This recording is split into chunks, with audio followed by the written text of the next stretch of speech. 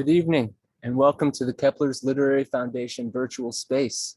It's great to be here with you all tonight. My name is Evan Karp. I am an event manager and host for the foundation. Keplers Literary Foundation is partner to Keplers Books in Menlo Park. Our events bring the power of literature to book clubs, literary workshops, and interview events like tonight's. The foundation is a 501c3, a nonprofit organization, and your donations do truly keep us going. So I would like to, first of all, start by thanking all of you who made donations when you were getting your tickets. Your support also makes it possible for us to bring authors and books to students in Title I schools. So if you're inspired by tonight's program, I encourage you to visit keplers.org and click through the donation button at the top of the front page. Tonight, we are discussing the threads of self and story, people and place. Who are we, and what does it have to do with places where we live? Greg Sarris is serving his 15th consecutive term as chairman of the Federated Indians of Grayton Rancheria. He's the author of 6 books, including the novel Grand Avenue, which was adapted into an HBO miniseries that he wrote, directed, and produced on location in his native Santa Rosa. Adopted shortly after his birth by a white couple, Greg did not connect with his American Indian heritage until the age of 12. In Becoming Story, this beautiful book right here, A Journey Among Seasons, Places, Trees, and Ancestors, his first book about his own life in more than 25 years, the celebrated author moves between his childhood and the present day, meditating deeply on personal and collective traumas. These essays are incredibly rich, formed as much on keen observation as on memories and hand-me-down stories, and are organized in such a way that their insights indicate, in often surprising ways, a greater whole. As Greg grounds himself, we are reminded time and again of the transformational powers of storytelling and the extent to which it is needed at this critical juncture in our nation's timeline. Here to speak with Greg tonight is Ingrid Rojas Contreras. Ingrid was born and raised in Bogota, Colombia. Her first novel, Fruit of the Drunken Tree, was the silver medal winner in first fiction from the California Book Awards and a New York Times Editor's Choice, as well as a personal favorite. Her essays and short stories have appeared in the New York Times Magazine, BuzzFeed, Nylon, and Guernica, among others.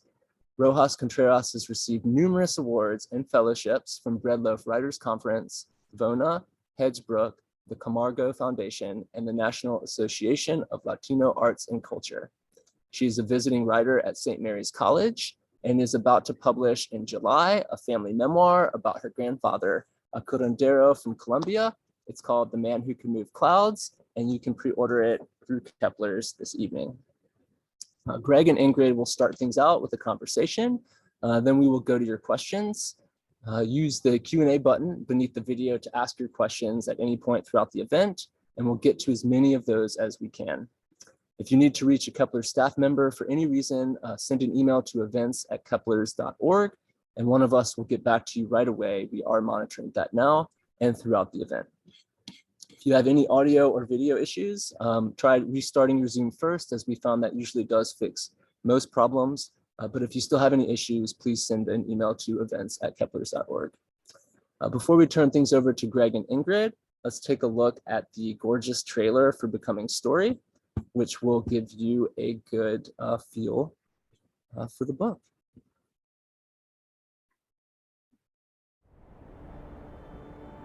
Winter. Renowned pomo basket weaver and Dr. Mabel McKay, who I was fortunate to have known, explained the rules about the ancient time stories. Only tell them in winter, after the first frost and before the last frost. For Coast Miwok people, like all indigenous peoples of Central California, the landscape was nothing less than a richly layered text, a sacred book. Each feature of the natural world was a mnemonic peg on which individuals could see a story connected to other stories and thus know and find themselves home.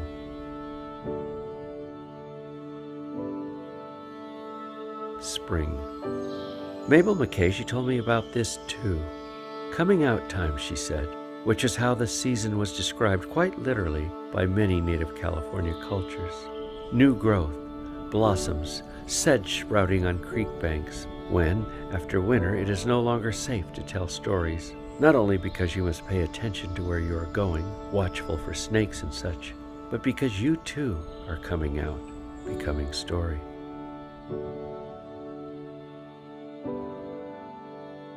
Summer. Something about the glare of noon, or nearabouts noon, because summertime, that hour feels like eternity, the essence of the season itself, halfway between here and there, stopped. Something about the stillness of light and the motionless surface of the green river. My family traces its history to the river. As indigenous people in Sonoma and Mendocino counties, we all do. My great-great-great-grandmother Supu was born near Petaluma. Her son, who was Tom Smith, would later build his ceremonial roundhouse on the Jenner Head. There, he preached about the importance of remembering our traditions, the rules of living with the land. Pointing to the river, he said, like that water, we are connected to everything, its memory. Fall. Mabel McKay used to say, it is a prayerful time. Pay attention because you are taking from the earth what you will need to live on during the winter.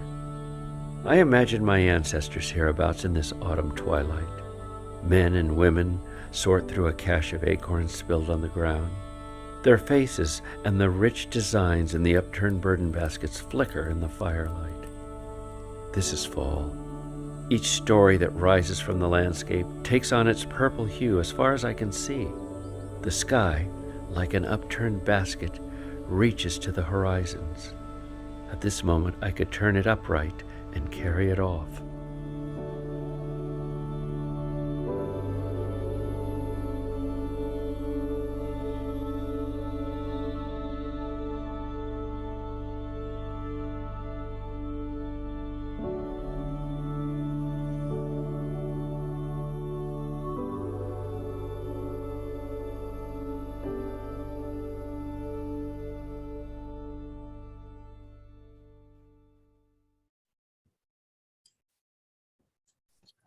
Thank you all. Thank you all so much for joining us tonight to celebrate the coming story. Without further ado, I'm thrilled to turn things over to Greg Sarris and Ingrid Rojas Contreras. Greg, congratulations on the book. It is just a marvel. And Ingrid, thank you so much for leading this conversation. You're so welcome. Thank you, Evan. I should just say, Ingrid, I want Evan to write the book jacket for my next book. That's too kind. That was wonderful. That was such a wonderful summary of it. And I've been immersed in your book in the past weeks. And so it's just so wonderful to talk to you. And I also wanted to echo what Evan was saying. It's such a beautiful story and so powerful in what it's saying about storytelling and remembering and landscape and memory and everything. I wanted to start with a little bit of a fun question. So I understand this is your first nonfiction work since, is it 1993? This is what I could find. Well, yes, and but in 2017, I did a collection of retold coyote stories, or a cycle of coyote stories that Heyday also published, called How a Mountain Was Made. There are 16 interconnected stories. But memoir-wise. Yes. You're right. right. What was it like to do memoir? Again, I know that you've been writing fiction and anthologies, but not memoir, nonfiction, but not memoir. What was it like to return? Well, a lot of these essays had been collected over the years, Ingrid.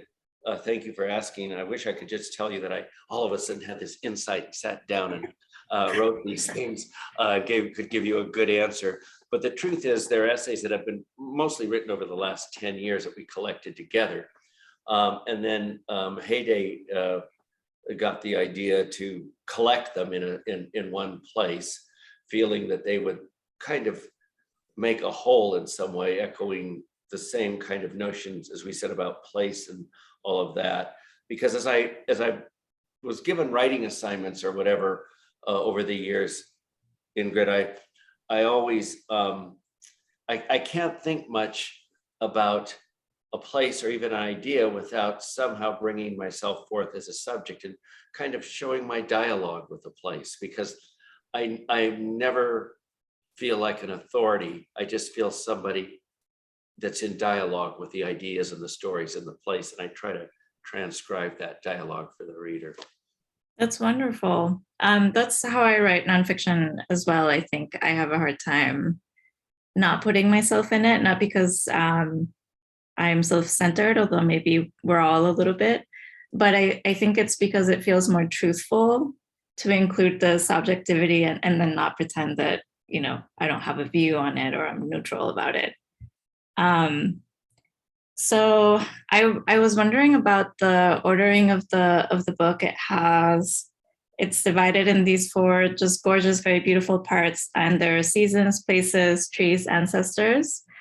And I was wondering what do these either, together or maybe separately conjure for you as a storyteller? I'm wondering what drove you to thinking of how you wanted the book to sound and to feel like to a reader, why these 4 parts were the ones that you settled on. Well, that's a complicated question, because again, to tell you the truth, you're pulling all the truth out of me. I wish I had a brilliant answer and give you an insight, but it was pretty much an idea of, again, heyday. But the ways in which they're bracketed, they all kind of reflect on one another, given those categories that you're talking about. So the first section is about the 4 seasons. And it also has to do with the seasons of my life and perception, because the perception's beginning with a 7-year-old and then as an older person. So winter, when I was born, and then and young, and then spring, and then summer, and then somewhat of wisdom of understanding the stories at the end. So that kind of sets the tone. And then each of the subsequent essays or sections, if you will, have to do with those same kinds of themes, where time and place comes together as I'm trying to understand them as an adult. Mm-hmm. And the elders that I've known, the redwood trees, I had one assignment there to write about the redwood trees, and it started off about a woman wanting to teach me love medicine. And so I kept thinking, what redwood trees? People are writing a lot about the redwood trees, and all I could think about is my cousin, my older cousin, wanting to give me love medicine and using redwood pitch as part of the spell or potion. So, and then from there, I kind of just understood time and how old the redwoods were and how they're sacred to us and sacred to the land. But yeah, I understand things just from the stories I've been told. That's always my pivotal point, if that makes any sense. And do you want to explain love medicine if there's anyone in the audience who doesn't know? Oh, yes. How often we forget, Ingrid.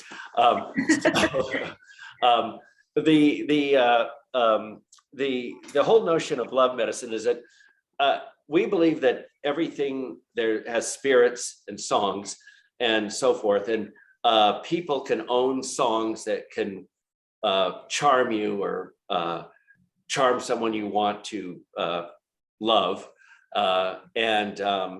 so there's certain songs, and then there's rituals. So for example, I was told that you have to get quail droppings, because quail was the most beautiful woman in the land, although that doesn't sound particularly enticing. But then very beautiful. They're very elegant. Quails are very elegant. And they were the most, when all the animals were people before this time, yeah, she was the most beautiful woman. And you can understand if you watch a quail. Yeah, it makes sense. So anyway, you get that, and then redwood pitch because it's old and all of that sort of thing. And then there's songs, and you walk along and do this. But for us, we were always warned, be careful, because a couple of reasons. First of all, when you get the person, you can't get rid of them. And that's a big infatuation. We think, when you're infatuated, you've lost reason anyway. I think, well, we get old enough to realize that. Mm-hmm. And then once you have that song, you can't die until you pass it on or give it to somebody. And that's why these old men were always offering me these, who are old, wanted to give me these songs and telling me I could get anybody I want. And of course, Mabel McKay, the shaman, Indian doctor here, dreamer, she warned me saying what could happen. And she said, she laughed. She said, "You're good looking enough. Try the regular way." So, but there's a story in my family, and I know, Ingrid, that I can't wait for people to read your book because stories get passed down, and we're possessed by stories that we inherit. We believe, and I know you believe, that whatever your ancestors have done right or wrong, you inherited this, and you got to deal with it. So my great-great-grandfather, Tom Smith, who was and I write about him in the book, who was the last Miwok medicine man, he lived to be very old, 101, 102, but he had 42 children. And the story goes that he had loved medicine and he misused it. And as a consequence, all of us are cursed with, best way to translate it in English would be sex wildness. But I just say that sounds like a good excuse, but I don't know. But Mabel McKay would also say, whether you believe it or not, it's true. But those kinds of things we inherit because it's spirit. We're not just flesh, we're the spirits and all of that sort of thing. And you have to reconcile and do with the curses that get passed down and who you're going to get to fix that curse and put things back in harmony, because it doesn't go away. We believe those things, spirits, all that, are as living as anything you can see in the flesh, or experience in the flesh. My mother had and then there was like a recipe that I know about that my mother knew that involved an avocado and an avocado pit. And she also said a very similar thing to what you're saying, which is when people, do something like this, they don't realize that you're tying that person to you, but that also means that you're tying yourself to that person. So it wasn't a thing that anybody really wanted to do once you put it that way. What I loved about that that part in the love medicine part is how it led you to this larger understanding of time. And it's one of my favorite things that you're doing in the book, where we are seeing you, young, we're seeing you in your 20s, we're seeing you present day. And then we're also having this, wide understanding and wide expanse of time that comes through thinking of time in terms of the redwoods. And suddenly we're just we're like very way out there in time. And then we're thinking, historically in colonial times and ancestors. So the way that reading this book also gave me this very wonderful journey through time was very captivating, and it was very beautiful. Were you thinking of time in that way as you were collecting and putting together and organizing the material? Well, another one big question. I don't think you can, as a writer, just consciously think things. Right. Well, you can, but the writing takes you all over. But well, I think that it's kind of an intuitive. There's almost an intuitive intelligence to it, and then you start to notice that you did something, and then it becomes kind of a little bit of a conscious intelligence. But there is a larger intuitive part of it that is not completely logical, but more ethereal and more kind of in that creative space. And at the end of the day, or let's say time, Ingrid, I guess standing back and looking what I've done or do is understand all of time in the moment that I'm experiencing it. The wholeness of all that, as much as I can understand in perception that I am. Start with redwood pitch, and all of a sudden that becomes my understanding of that becomes like an interwoven basket that is all of time. And I think that more than ever, we need to think about place and the multiple ways in which we're connected to place. So many people say, well, I came from here, I came from there. Or they say, you know, I'm not Indian, I'm not into nature. Ingrid, if you're breathing, you're into nature. You're alive, you're dialoguing with a place. And so everybody's here, and time doesn't discriminate. Time just, you are a nucleus of all that's brought you here and all that will go forward. And you're that dot. And I guess I try to get those dots, if that makes sense. The way that you were writing about the landscape and seeing stories in the landscape was also something that I was just so enthralled with it. But you wrote, and I think this was in the trailer, the landscape was nothing less than a richly layered text. And then what's before me but trails of stories, one story leading to another. And I love that connection of, in the book itself, how we were wandering through space and also wandering through stories. So there was a way in which those lines were also reflected in the writing and in what we were doing. But you also go into the future in this one essay, the Hetch Hetchy Valley, and you're imagining what will happen to it. And so you go to 2033, 2053, and then 2133. And it was just such a surprising, bold turn in the collection.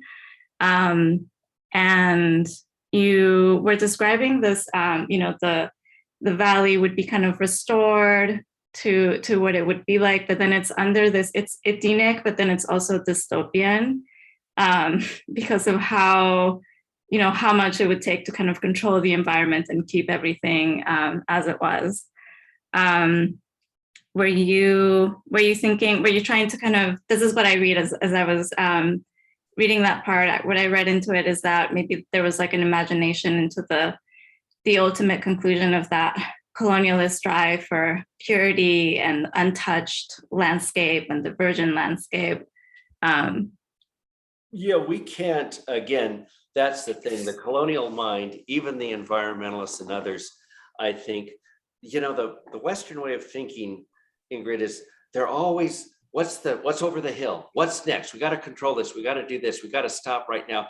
We'll never be able to go back.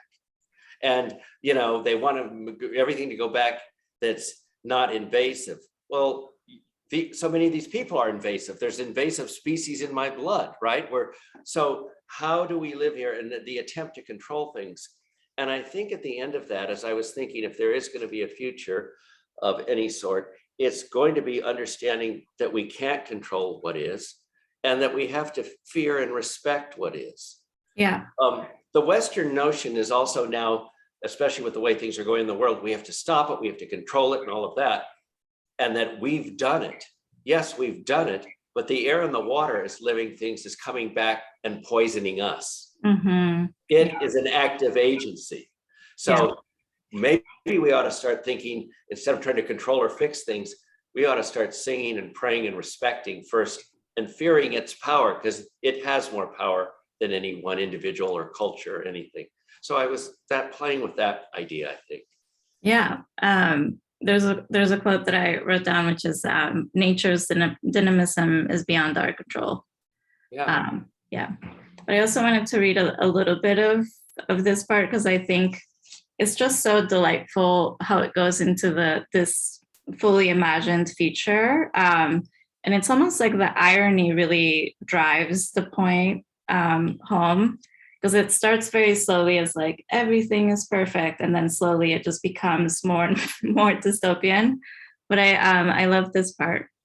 Cameras the size of eraser heads, strategically located in trees and cliffs, monitor every creature, each blossom and blade of grass, all of which are accounted for in a master computer that helps determine any tension among species, overcrowding as well as undercrowding. Removal of an extra raccoon or blue fox is simple and relatively painless. Inside each camera is a pin-sized stun gun that emits electronic rays to temporarily sedate the animal until park gardeners can retrieve and relocate. It just really gets the point across of this, what it would mean to just really want to restore things in a way where it's about control and it's not actually about caretaking. And that again is and you say ironic, because I think there's a lot of irony going on in the environmental movement, as I was just talking about right now, because there's the whole attempt and that belief that somehow we'll have, and we do have those little cameras as small as eraser heads, as it turns out. So, I mean, we do that, but the thing is, nothing will be as powerful as if we were to walk out there and worry about a grizzly bear coming along. Mm-hmm. And the grizzly bear having more power than us. Yeah. But I don't know that we'll ever get there, but I think no amount of control will do that, because again, I think it's ironic that one species, no matter how clever it becomes, can control all others is an impossibility. I mean, I think that just as a quote unquote scientific mind, as well as an indigenous mind, I don't believe that. I've never seen it work. And every time we do try to fix something or come up with a great idea, it creates another issue. Yes. So. Yeah. I agree with that. I was wondering, have you always had an attraction to stories from when you were little? Was that always present in your life? Yes. It was a matter of survival. I was adopted, and it was, they adopted me, Ingrid, thinking they couldn't have kids, and the typical thing happened. Of course, they got pregnant. And I always tell people, forget the fertility drugs, adopt, and you're going to get pregnant.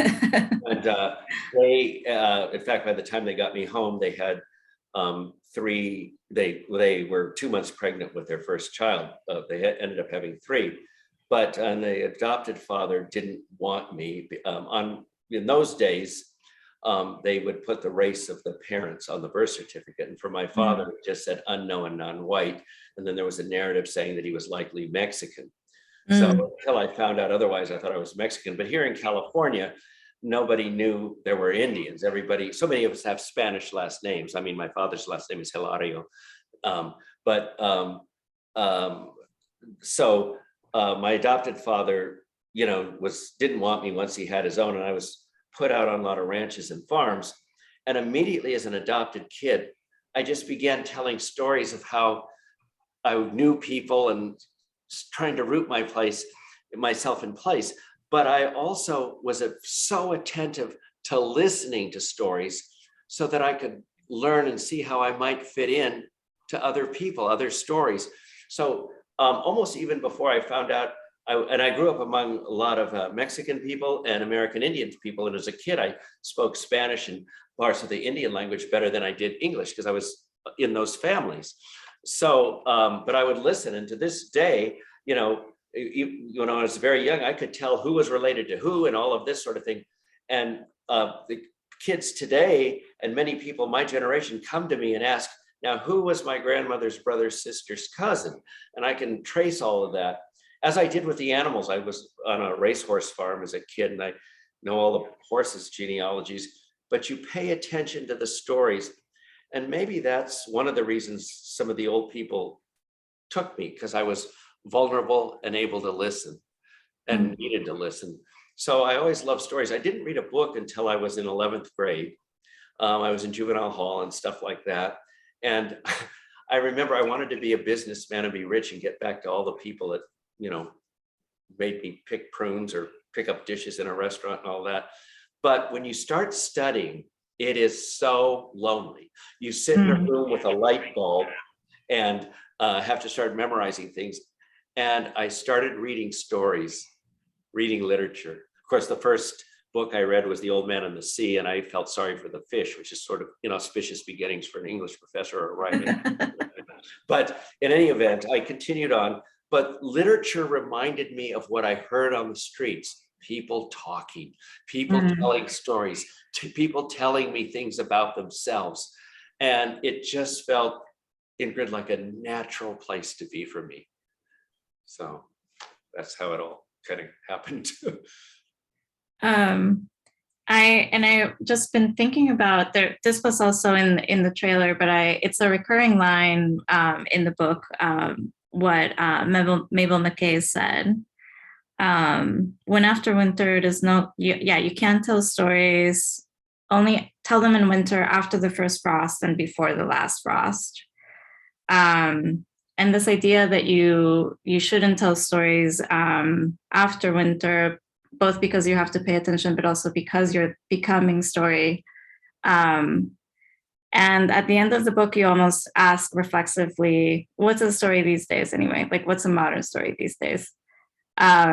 What do you, as you were kind of thinking of these lines and that orientation towards stories, and also your occupation as a writer, and thinking of stories a lot and all the time, how have you heard that, or has your relationship to those changed over time? Well, yeah, I guess I break a lot of rules. So, I mean, I'm a writer, and if I excuse me, I write a lot in the summer, and when I'm not supposed to, I'm telling. Where writing is telling a story, and I guess I'm being forgiven so far. I haven't been bitten by rattlesnakes or anything like that. But although I do live where there's a lot of rattlesnakes and things, but it is, I do keep writing, and I write all year round. I think the idea here, though, more than anything, is to remember that you tell a story, but then as you continue to live, you're continuing that story in you, in your life. It doesn't stop. So with each book you publish, Ingrid, as you go on, you're going to evolve, and your story continues. And the stories change. I mean, even think about just as us as readers, imagine reading Romeo and Juliet when you're 16, and then imagining reading it when you're 70. They're two different stories, right? Yeah. So your story obviously has gone on just in the way you're reading another story, right? Yeah. So I think that's what I've kind of come to, how I understand that. Mabel was really, in many ways, an enigma and full of conundrums. She, I used to ask her certain things like, well, what does this mean? And all of that. What does this story mean? And she used to say, don't ask me what it means, the story.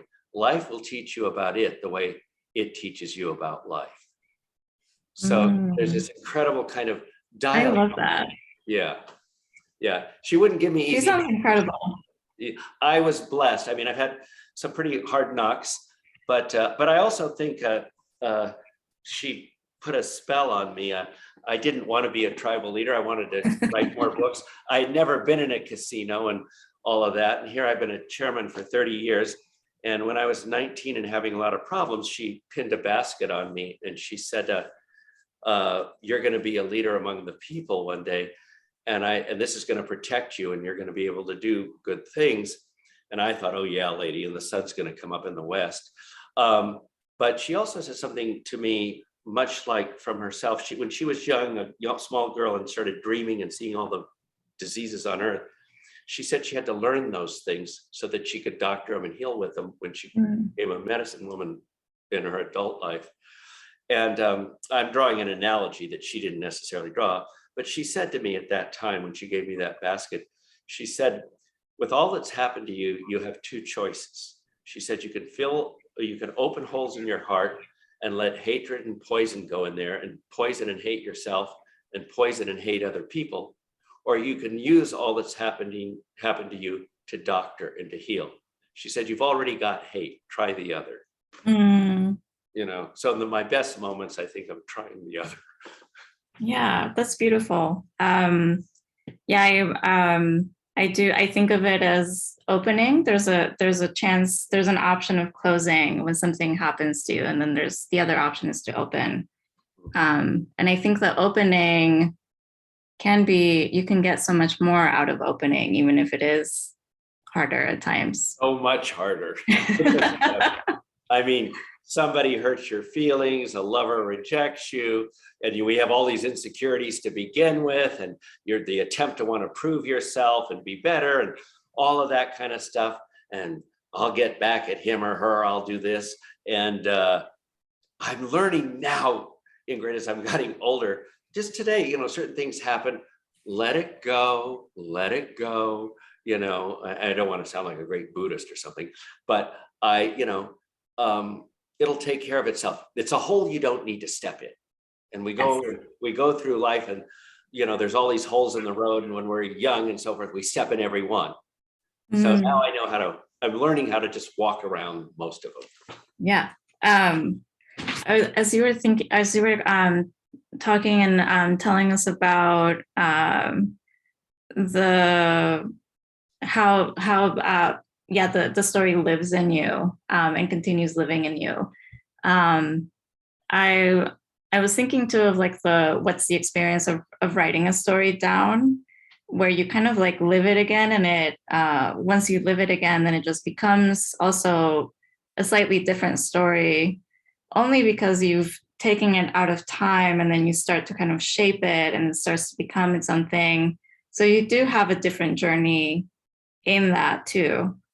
Did you find that as you were writing these? You just made me think of something. And I think yes, one of the things is many of the stories will come from experience or people you've known, but certainly a lot from experience. I mean, your memoir obviously has, but it's, remember, a memoir or a story, even a memoir, so-called autobiography, is never the life that was lived. It's a representation of that. So just like if we want to go back to what Mabel said about doctoring and healing with what you've learned, you've had this experience, but you present it in a way that it can doctor, heal, or be related to other people. So it's something that isn't repeated exactly as it was, but it's something that can give to somebody else. Even if it's, a laugh or something, I guess. Yeah, I think that there's definitely treasures to be found in all of the stories. I wanted to remind everyone who's watching that we're gonna go to Q&A to your questions in a little bit. So if you wanted to start to type them in and put them in the Q&A, you can start to do that, and we'll get to them. I was also thinking one of the very captivating things that happen in your life and that you wrote about were also like these.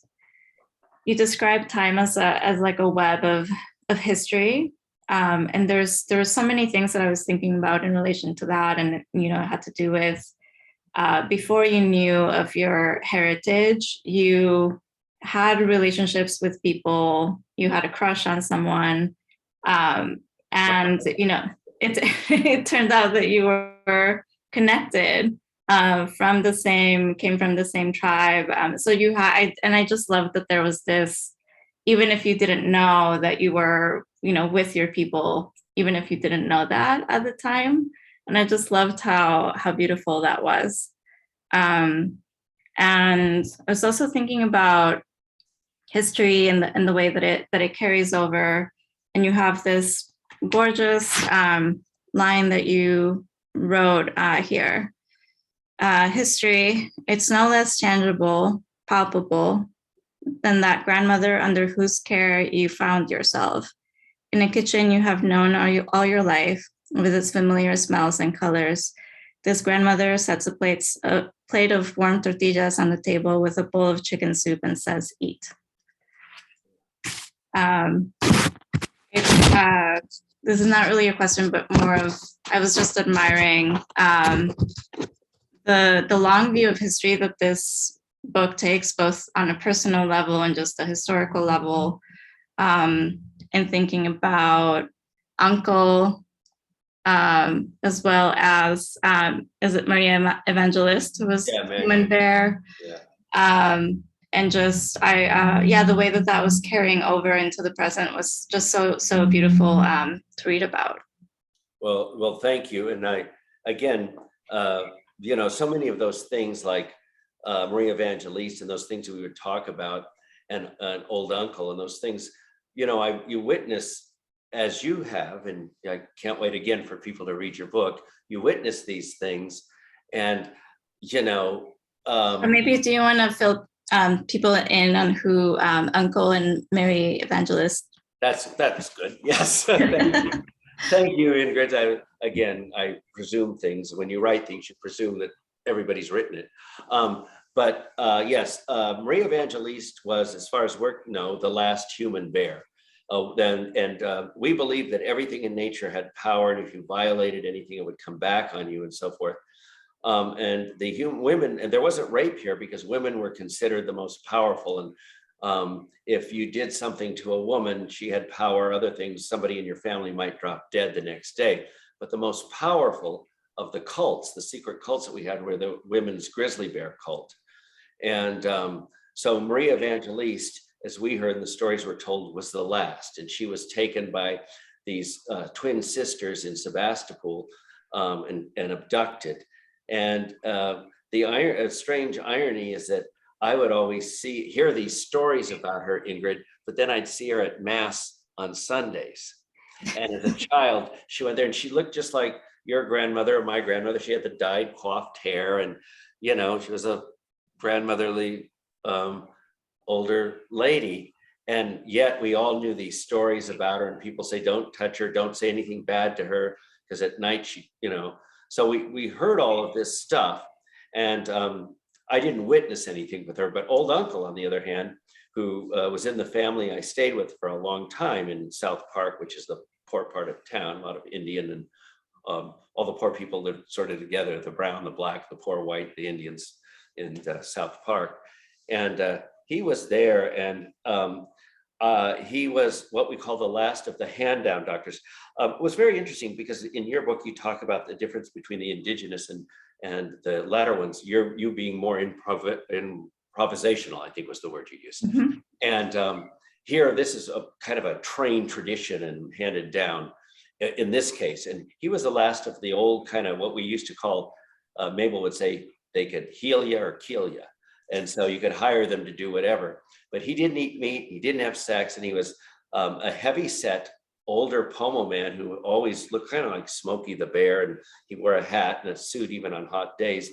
And we would pile in the car and drive uptown to her, and we wave goodbye to him on the front porch. And 5 miles uptown at the stoplight there, he'd be at a park bench waving at you.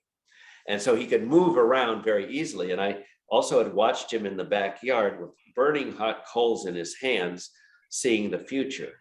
One last thing I don't think I did write about. One Saturday morning, us kids were all in the house watching cartoons, and somebody knocked on the door, and old uncle said, "Don't answer that, that's death." And so we didn't. And then about, I don't know, a few minutes later, down the street, we heard a gun go off. And this was a man that had lost his mind, and the person opened the door, and this crazy man with a gun that was knocking on people's doors shot them. Oh my God. That's me. Yeah. So, you know, and so, but again, when you're growing up, Ingrid, you want to be quote unquote normal. Yeah. You know, in a colonized world where you're already feeling kind of weird or brown. Yeah, you don't want to be weirder or stand out in any other way. Yeah. No, you certainly didn't try to impress people, lovers or whatever, by saying, my great aunt sucks diseases out of patients' bodies. That didn't rush. You know? And I remember as an undergraduate, when I went to UCLA, people had been reading Carlos Castaneda, and they find out you're Native. They want you to have a vision on the spot. And I thought, these white folks are crazy. I've been trying to get away from this all my life, and they want to get into it. But you come back, it's there. As with you, you can't escape it. It's going to get you.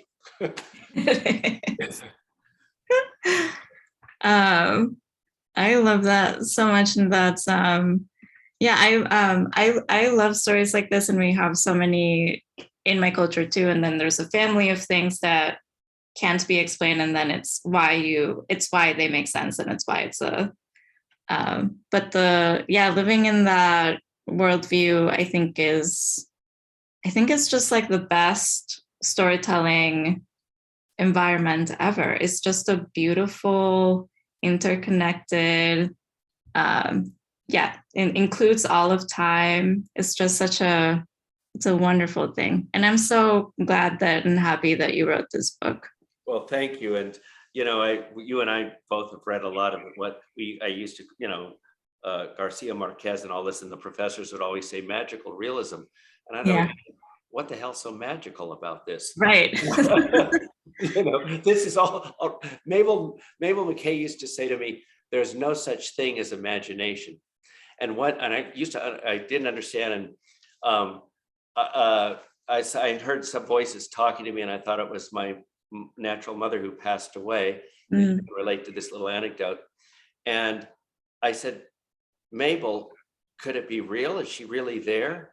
And Mabel answered, if she's not there, neither are you. Oh my God, I love her so much. And what do you say to that, Ingrid? You follow her for the rest of your life. You're like, you are a portal to everything. Well, we have some questions from the audience. What book have you read recently that you can't stop thinking about? Well, I just finished Ingrid's book, The Man Who Could Move Clouds. And all it can do is, very selfishly, of course, I thought about her book, but I kept thinking about all the stories and comparing the things that are in her family to all the things that we're just talking about in my family. And I kind of felt like Ingrid and I were sitting there trading stories all night. Actually, it took a few nights, but going back and forth, trading stories. So, and it engenders in me, again, it's sort of like your book waters the seeds of all the stories that need to sprout yet in me that I know, that I need to tell. So, I mean, that was really moving. I'm trying to think of. Thank you so much. Thank you. I felt the same way as I was reading. It was just, it felt familiar in such a beautiful way. And then it was also reminding me of other stories, but also I was just in wonder of your storytelling voice and the way that it's all organized and all told, and just fell in love with all of the characters in it. Oh, thank you. So I'll take other questions, or we can take. Yes. Here's one. Was there something that surprised you when writing your memoir, or something new that you learned? I was reminded, I'm shooting from the hip a bit here, as I have been all night. But I think that it was reaffirming one, and now this is the ego part, and I'm sure Ingrid, as a writer, you could probably relate, that I can write, and these stories were pretty good and interesting, because some of them I'd written a while back, and I look back and I go, and yeah, I don't like to look at the things that I wrote a while ago. You just don't like to do that. And in fact, when they were, ordering the sections and editing and stuff, I said, "Oh, just do whatever you want. I don't want to read it." But I did. I started reading some of them, and I first of all thought, God, you can put a sentence together, and all these things we worry about as writers. I'll just tell all of you folks. I was just at Lit Camp up there and gave a talk up there, and many young writers or people that are working on writing, and they said, we always get so scared, and I said, it never goes away. So that, and then also I saw emerging much of what we talked about this evening, Ingrid, is the way in which I understand things kept repeating itself. No matter what I was writing about, without sounding that I'm totally boring, I kept seeing things in the same way, eternity in the moment. I kept, this goes back to the first question you asked, and I kept seeing that pattern emerge. And it was a thing that I wasn't always conscious of. You can't sit down and go, I'm going to write eternity in the moment. You can't do that. But I saw that happened anyway. So that's, I think, one of the most surprising things. I love that. I think that it's either I'm a genius and where are all my awards for because I'm a genius, or it's I need to change my name and never write again, and I'm moving. And I always say 3 cups of coffee and I'm brilliant, but in the morning before coffee, I have no talent. Why am I doing this? And I tell my students the same thing. Don't write something and then show your friends. Of course, everybody's going to love it, and have 4 cups of coffee. Look at it first thing in the morning. Go somewhere in between. But and then somebody says something bad about you, or something about the writing, or some other thing. You believe the worst. I mean, I can get 300 great reviews, but if there's one review that's bad, I'm dead. I should quit writing. I'm no good, and I focus on that. But I don't know if you do the same kind of. Yeah, I think that's what happens. Yeah. Have you written reviews? I wrote reviews for a while. And I think that changed my mind a little bit, or my approach to it. Because sometimes I would read a book and it just wouldn't be a book for me, but it was a good book. It just didn't speak to me in the same way. That's really hard. And for me, I used to write a lot of reviews for the LA Times, and I did some for the San Francisco Chronicle, Boston Globe and stuff. Of course, a lot of those reviews, unfortunately, are shrinking. But I think some of the book editors there became upset or tired of me, because for me, a lot of the stuff, especially about Indigenous people, was wrong, in some ways offensive. And the book and the writing might have been good, but I just felt I was kind, and I just said to the editor, rather than write a bad review or do what I would consider political correctness, I just won't write the review. This isn't a book for me, and I have a couple issues, and I want to give it a fair chance. I'll send it to somebody else. Mm-hmm. Yeah, I did that a couple of times. Yeah. Here's an interesting, wonderful question. Where do you consider to be your home? Here in Sonoma County, where I was born and raised. I was in LA for 20 years. And so part of that, I was teaching at UCLA and then Loyola Marymount.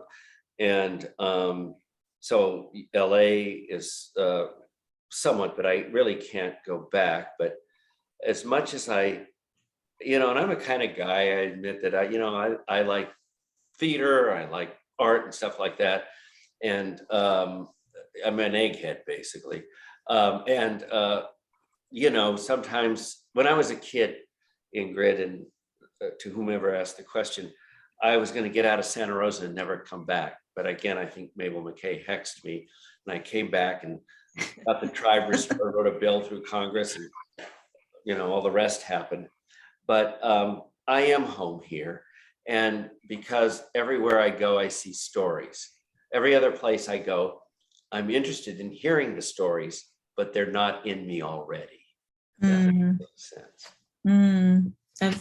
I love that answer. That's a beautiful answer. Yeah.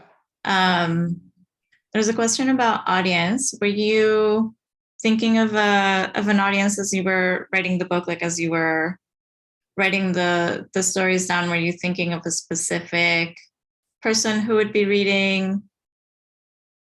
Well, who it would reach? All of the essays except one had been previously published. The one, interestingly enough, and a lot of people look at it, If Oprah Were an Oak Tree. And I wrote that for Omni, but then Omni collapsed at the moment. They were usually, and goes back to the other question, they were usually written, I was given an assignment for something. And yet what's interesting is they all kept that same theme of timelessness, kept emerging, no matter for whom or for what I was writing, kept coming up. So, but you do think of your audience. You want to communicate, you want to write well, and you certainly want to entertain. You want to charm. All us doctors, I'm not a doctor except for as writers, we're doctors. Part of doctoring is charming. Medicine is charming. Your grandfather was quite a charmer. Yes. So, yeah. And I was wondering about your writing process. What is your writing process like? Well, these days I'm so busy. You know, when I was living in LA, nobody asked you how you are. They ask what you do. And I always used to say, well, I'm a novelist, a screenwriter, a professor, and an Indian chief. What are you? But sadly, it's all true. And so I write, I haven't, because of the book thing, and I don't know if this has happened with you, Ingrid, when you start doing your book tour, you're out there selling the book and you're not writing. And then you have to go back. And so the last couple of months, I haven't been writing, but I try to at least get in 2 hours every day. And I would love, my fantasy is to do it first thing in the morning, supposedly when my mind is fresh and I've had a little coffee. But I have the big P disease that writers have. It's called procrastination. Yeah. And so many of us have.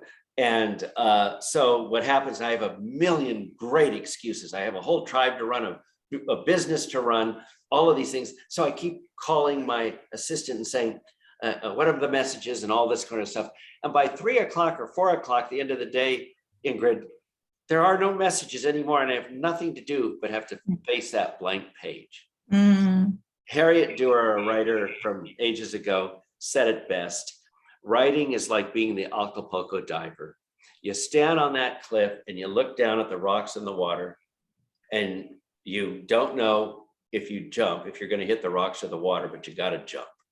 And it's sort of writing sort of like that. I had, like when I was writing my novel, I had a dream that was like this, where it was right before I took the decision of, should I write this book? And I was a short story writer then. And so committing to a novel felt very terrifying. And I kept having this dream of being at the top of a cliff and then being scared to jump. Wow. Like not being able to jump. And then the night that I jumped, when I woke up, I was like, I'm going to write a novel. Why did you hit the water? Yeah, I think I woke up while I was falling. Yeah. So I didn't even get to see the landing. Except you did. You wrote the book, Ingrid. Yeah.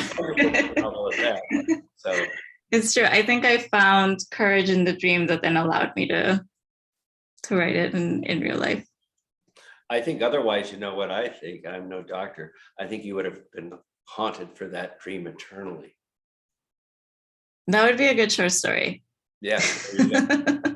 That's what I would, all these weird things that happen as writers, I immediately go, wow, that's a story. I've got to write it. I mean, if I could, I'll never live long enough. And you in your family, you're much younger than I am, but neither of us is going to live long enough to tell all the stories we know. So I keep going, get busy, Greg. You got to tell them. So. Yeah. Yeah. And I think that we're both from cultures and places where everyone seems like a master storyteller, like even in the living of their lives, it's like master storytelling. Like the stories are too good and too wonderful. Well, it's funny, when I was an undergraduate and we were reading Faulkner for the first time, and all my classmates said, oh, this is horrible. These long sentences, he goes on and on and on. And I thought to myself, that's just a storyteller on a front porch going on and on and on and weaving all around, as they always did. When the older people told stories, you'd jump around and move around, but they always connected somehow. Mm-hmm. So I thought I understood it. I understood what Faulkner was doing. I said, in this case, he's certainly not an Indian man or anything else, but he's sort of like a drunk Southerner just going on and on and on. And I got it. I love that. I don't know if this is a long question or a long answer or not. There's a question about the Chronicle Review mentioned the Federated Indians of Greytown Rancheria were formerly known as the Federated Coast Miwok. What was behind the change? Well, we were actually Coast Miwok and Southern Pomo. And so when I wrote the bill, we were illegally terminated as a tribe in 1958 with the California Indian Rancheria Termination Act. But I won't give you the long story.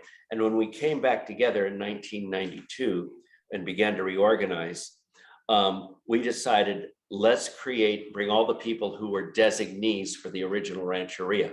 And in those days, here in California, unlike east of the Rockies, they put these little reservations together for the homeless Indians of California. They didn't even call us by tribe. And we were survivors of many different nations. some from Pomo speaking nations, some from Coast Miwok speaking nations, and they put us together. So we just said, when I co-authored a bill to get the rights back, we just said, why don't we just call ourselves the Federated Indians of Great Rancheria, which would that way, under that umbrella, include all of the original, our ancestors, the designees, which were Coast Miwok and Southern Pomo, on the original Great Rancheria. That's the short answer, sort of. Amazing. Well, I think we're at our time. So I wanted to thank everyone for joining us tonight. Do get Becoming Story. It's beautiful. It's wonderful. It can just teach you so much about where we are, and I think that it can, hopefully change the way that you think about your connection to stories and also the land. And thank you, Evan and Ingrid. And my final push is, when you're done reading Becoming Story, pick up this manuscript, this title, The Man Who Could Move Clouds. It's coming out in July. There's the title. I didn't get the book. I got the manuscript, but I'm going to buy the book. Go to that. It'll kind of continue this whole wonderful thing. And if nothing else, when I read your book in closing, Ingrid, I thought, see, it's living, and she had to do something. In our world, there is no death. You just have to deal with what the dead and everybody else. So I couldn't think of a better person, Evan, to put me together with than Ingrid. I'd read her novel, but when I heard this was a memoir, I thought, oh, I wonder, and obviously having read this, you drew a lot from the novel, from your life. Your mother is similar to the mother in the novel. Yes. I'm sure you know that. But anyway, I'd love to meet your family and continue the whole thing, because so many people get so perplexed. And I just thought Ingrid would be a person who would understand what I was doing and who I was doing it about. Yeah, completely. Yeah. Thank you so much. Thank you, Ingrid. Thank you, Evan. Thank you. This has been delightful. Greg, congratulations again, everybody. We've been celebrating Becoming Story. If you've enjoyed this conversation as much as I have, I hope that you get the book and enjoy it even more. Thank you all for joining us. Our interview was produced by Keplers Literary Foundation. If you are in a position to contribute to keep us producing events like this, please consider making a donation. You can support us by visiting our website, keplers.org. And if you'd like to get in touch with us directly, our contact button is on the website as well. I encourage you to look on the website for Refresh the Page. That is a listing of all of our upcoming online events. We do hope to see you again soon and often. Take care, everyone. Be well, and have a good night. Thank you, everyone. Thank you, Evan. Thank you, Keplers. Bye.